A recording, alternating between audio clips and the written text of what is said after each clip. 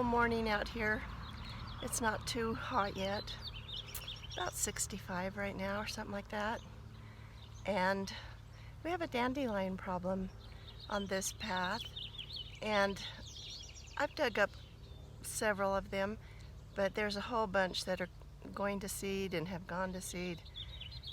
And I thought, how can I get these without using the lawnmower and having the lawnmower blow them all over the place?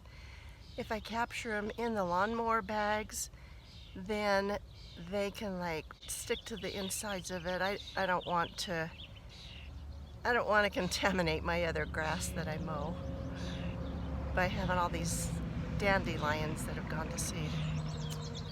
And I know some people like to eat dandelions, and if you do, come and get mine, because mine are just going to go to seed and spread. You might think this is a funny thing to do, but I'm going to take my scissors that are stuck here, okay, and I'm going to cut them down and put them in this plastic bag and put them in my garbage can. Some of them that have gone to seed pretty well, I'm just grabbing them and pulling them. There's a lot of little seeds mixed in with the other grasses and weeds that are over here. They've just fallen to the ground looking for a nice piece of soil to grow in. So part of the ground is already kind of fluffy with their seeds. Here's my sack of dandelions that have gone to seed.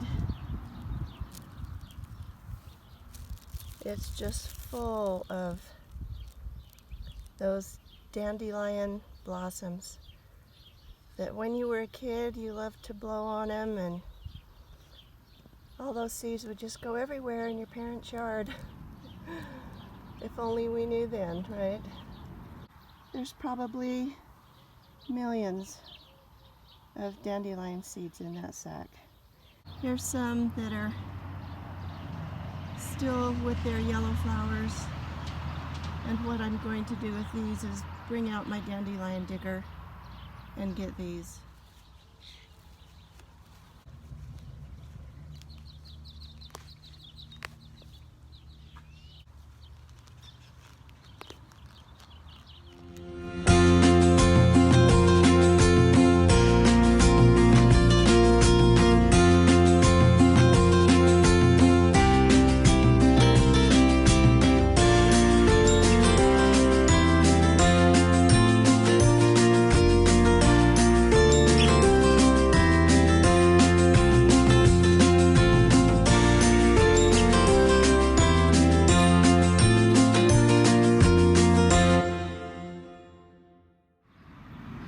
Look what's been growing for the last 2 or 3 days.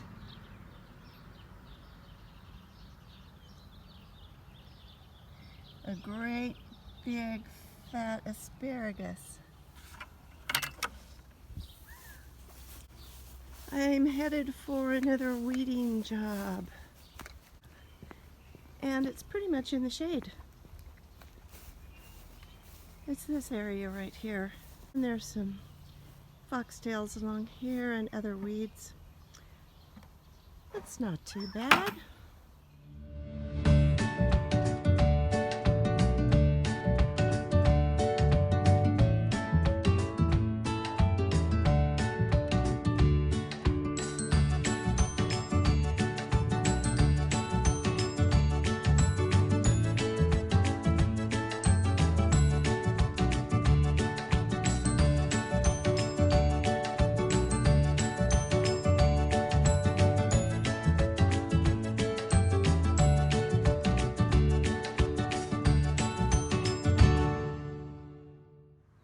I want you to know that there's more to gardening than weeds.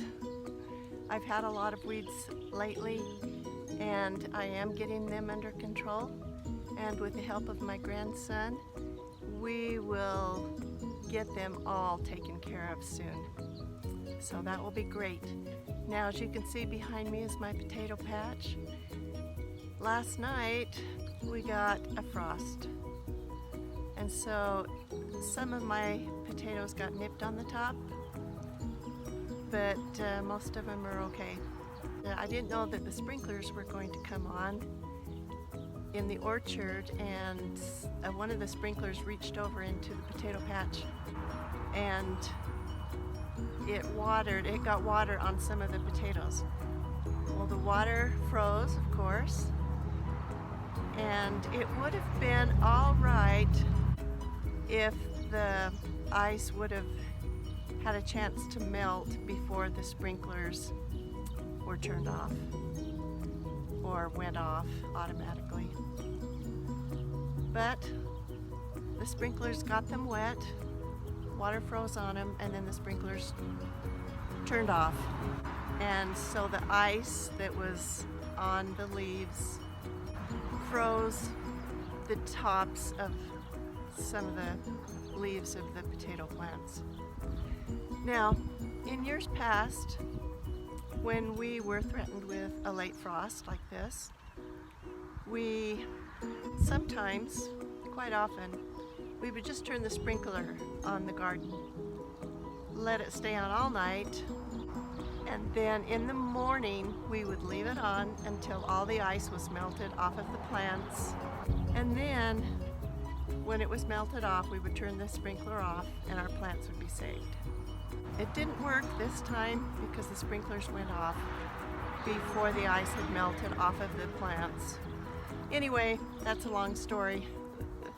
Just want you to know that there's more to gardening than weeds. My potato plants are still doing great. The peas, of course, they made it through the frost just fine. We're not supposed to get another frost till, boy, hopefully next fall. We just keep plugging along, right? Whether we have weeds or whether we have a frost, we just keep plugging along. I hope you're having a great spring day and that your planting efforts will be rewarded. And remember, even when you take it slow, you can accomplish a lot. Thanks for watching.